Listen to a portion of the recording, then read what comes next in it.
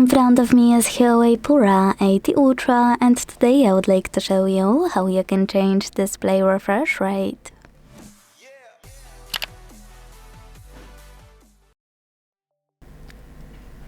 If you wanna change refresh rate on this HUAWEI, here's how to do it using only devices settings.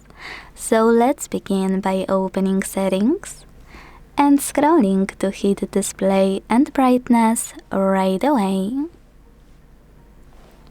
Now all you need to do is scroll to click on screen refresh rate and apply the best one for you by clicking on one of those: dynamic, high, or standard. When you go back, your changes will be automatically saved.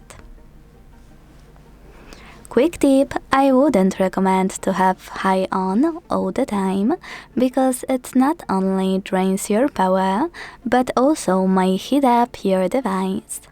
I usually go with dynamic. Thanks so much for watching. If you enjoyed this video, leave a like, comment, and subscribe. Bye!